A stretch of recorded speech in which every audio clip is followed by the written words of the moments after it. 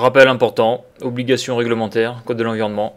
Pour intervenir sur un circuit frigorifique, il faut que l'entreprise soit titulaire de l'attestation de capacité et que l'intervenant soit titulaire de l'attestation à la manipulation des fluides frigorigènes.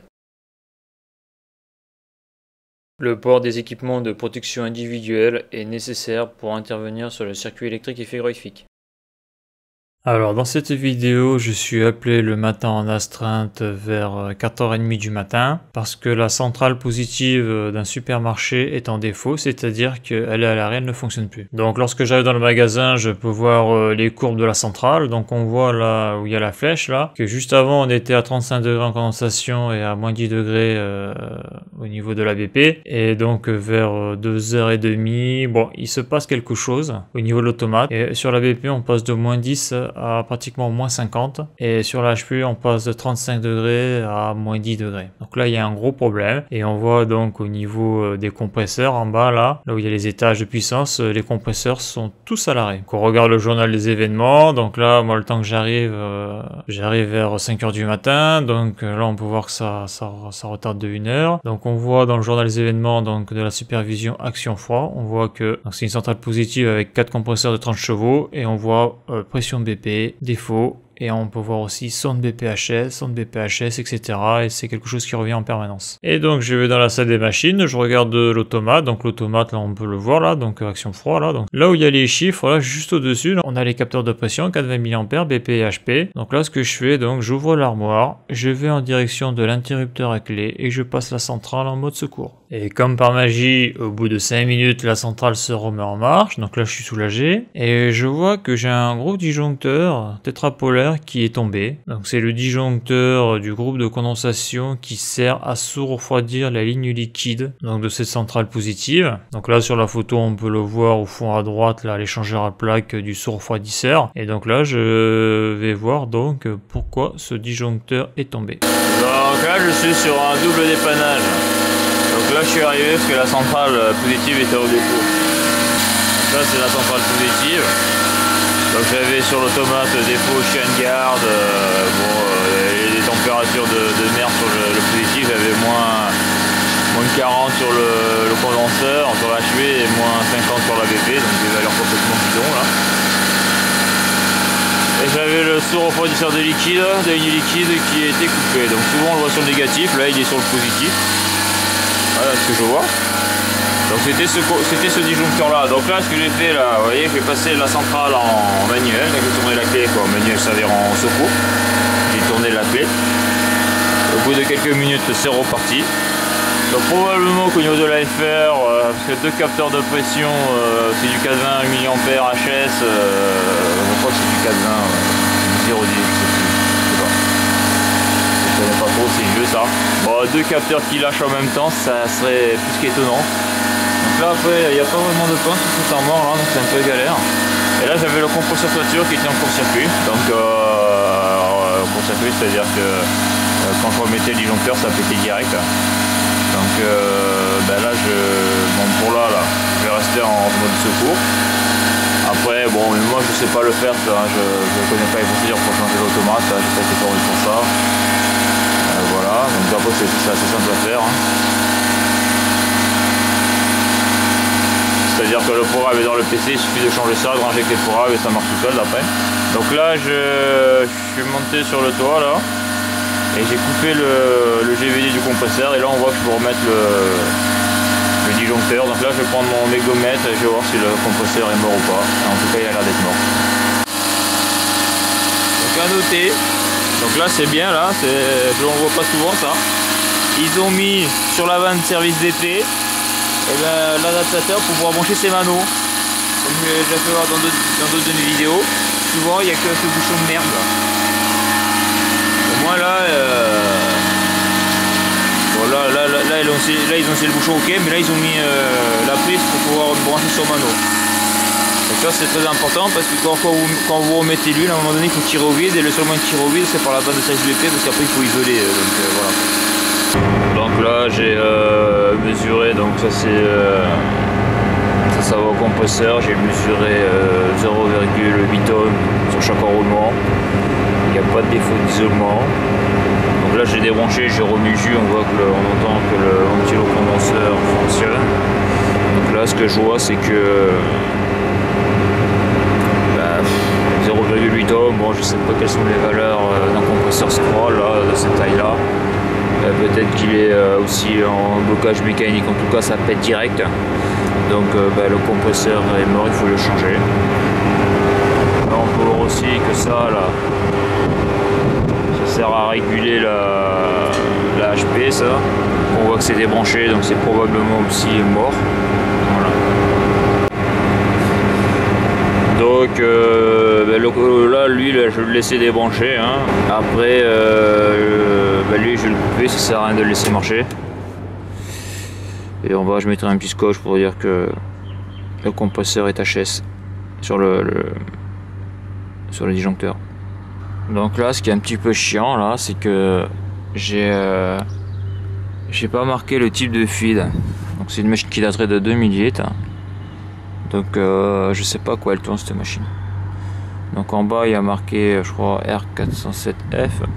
Donc je vais aller voir sur l'échangeur à plaque le détendeur qu'il y a, parce que là il n'y a rien marqué, là on sait pas quelle est la quantité de feed qu'il y a dans l'installation et le type de feed. Donc vous voyez, c'est en principe c'est censé être marqué, mais là il n'y a rien. Et autour de la machine il n'y a rien du tout non plus. Donc là c'est un détendeur, là c'est un détendeur électrique, électrique et 500 watts, donc c'est un détendeur électrique. Donc il y a marqué sur la plaque là, ça c'est un capteur de pression. Donc si c'est un détendeur électrique, il y a obligatoirement un régulateur électronique. Là on a le régulateur. Donc après sur quel flux il est réglé je ne sais pas. Et là ce que l'on peut voir, bon là je ne vais pas le montrer, mais il y a marqué sur la plaque R407C. Tout refroidisseur de liquide indépendant. Mais il n'y a pas marqué la quantité de gaz. Donc, comment ça marche?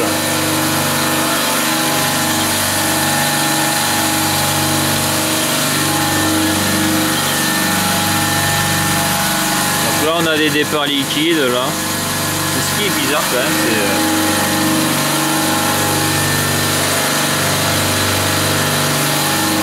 là on a la bouteille liquide de la centrale positive. Là ici là, donc, on sort en liquide.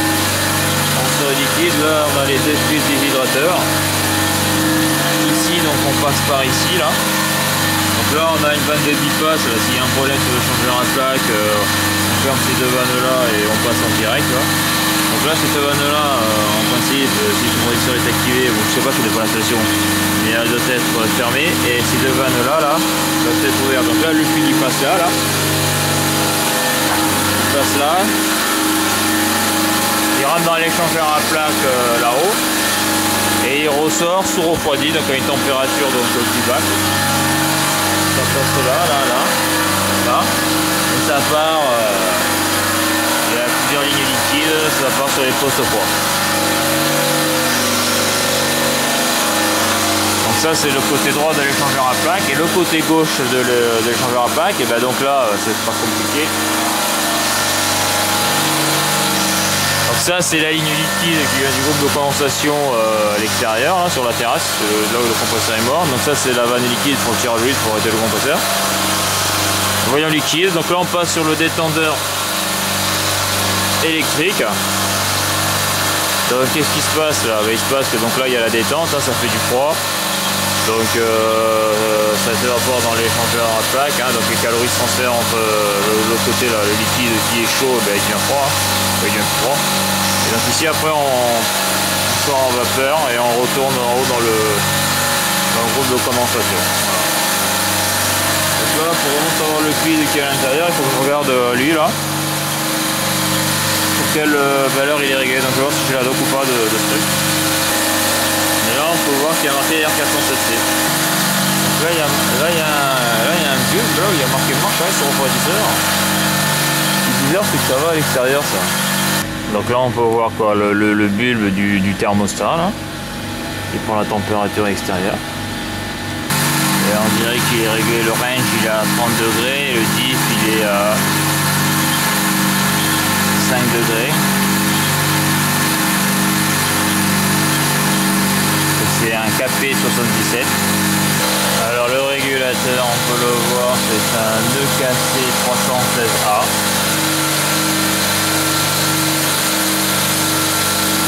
C'est un régulateur de détendeur électrique. Donc là, on est sur une centrale négative, et là ce que je voulais montrer, c'est que là, pourtant on est sur du point négatif, on voit que l'aspiration n'est pas de couleur blanche. Donc la tuyauterie ne vibre pas, et voilà quoi. Et il y a un compresseur qui tourne. Donc là ce que je veux montrer, là c'est encore un bel exemple d'une installation de merde. Donc là je contrôle mes tensions, là tranquille, et là qu'est-ce que je vois? Là je vois protection TR1 25 volts DC. Donc voilà, je vois du 24 volts DC là. Donc là je me dis comme un connard que bah là il doit y avoir du 24 volts, c'est logique qu'il y a marqué 24 volts. Hein? Eh ben non, là il est 230. Donc j'ai foutu mon testeur en courant continu dessus quoi. Bon, il a pas cramé, mais j'aurais pu le cramer quoi. En plus c'est le même perso parce que là où je bosse j'ai même pas un testeur qui est capable de lire une tension continue hein, parce que là on a une tension continue de 24 volts, donc si la tension continue est pourrie, l'automate voilà, quoi, ça peut le faire déconner. Parce que là j'essaye de repérer où sont branchés les capteurs HPBP là.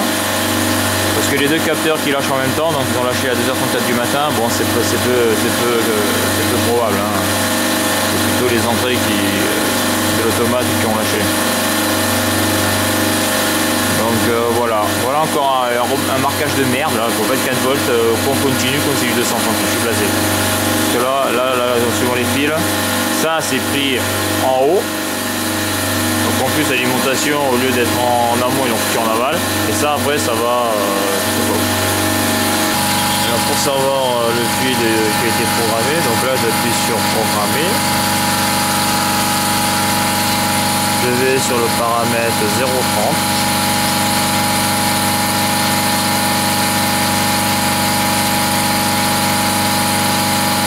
Sur le paramètre droit, j'appuie sur les deux boutons et là j'ai le 0,20.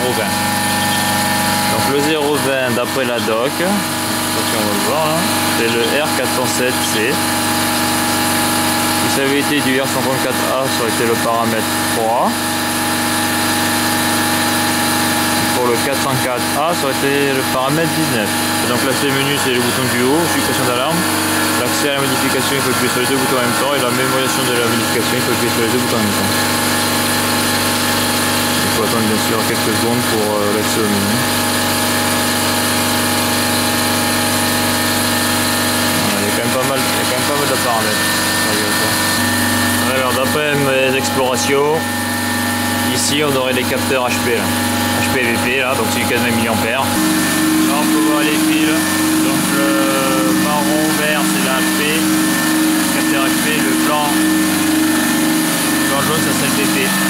Alors la centrale est repartie en mode secours, donc je sais que au niveau du groupe de condensation donc qui sert à refroidir la ligne liquide de cette centrale, le compresseur est HS. Donc le souci que j'ai, c'est que j'ai toujours le défaut automate même si la centrale fonctionne, et ce défaut automate donc se voit à la supervision et donc ça renvoie un défaut à l'alarmiste, donc c'est la société qui surveille l'installation à distance 24h/24, 7 jours sur 7. Donc le problème d'avoir un défaut capteur BP, c'est que ça enclenche le chien de garde. Donc le chien de garde c'est un contacteur auxiliaire, hein. Bon ça envoie un défaut sur la boucle sèche là. C'est-à-dire que c'est une boucle qui va sur un contact PTT là, d'après ce que j'ai pu comprendre, et donc ça envoie un coup de fil à l'alarmiste. En gros il sait qu'il y a un problème. Et donc là au niveau du chien de garde, soit on le désactive en le forçant comme ça un contacteur auxiliaire où on peut débrancher des fils et le trafiquer. Là sur cette installation là j'ai pas de schéma électrique, donc j'ai pas trop envie d'y toucher. Par contre ce que je peux faire c'est au niveau de la supervision, c'est enlever le chien de garde, le désactiver. Donc ça pour ça on voit qu'il y a donc les variables de synthèse et défauts. Donc on voit qu'il y a des codes, hein. Donc là il faut aller sur la ligne VS3 égale 0. Donc c'est la troisième ligne en partant du haut. Et à un moment donné on a marqué liste égale VS1, DT1 à 5, DT8 à 16, DT100 à 116, DT94 à 97. Donc les DT ça doit être la surveillance des températures.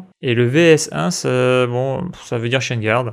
Donc ça c'est pareil, il n'y a rien marqué sur la supervision, c'est pas indiqué, il n'y a pas de nomenclature qui explique le fonctionnement, l'utilité des variables. Donc là j'appelle le SAV action froid, et donc là on peut le voir là, sur VS3. Donc je vire la variable VS1, je la supprime, après j'enregistre, voilà. Et donc le chain guard, le défaut chain guard apparaît toujours au niveau de la supervision, mais il n'est plus renvoyé à l'alarmiste. Voilà, donc là ce qui va être fait c'est changer l'automate. Donc sur l'automate les prises sont débrochables, donc il suffit de débrocher les prises, prendre l'automate, le vieux le balancer et mettre un œuf, et après il y a une procédure pour réinjecter le programme du PC vers l'automate. Donc ça je ne la connais pas, cette procédure je n'ai jamais fait, mais d'après que c'est assez simple et ça marche assez bien. Donc voilà pour ce petit dépannage, et à bientôt pour une prochaine vidéo.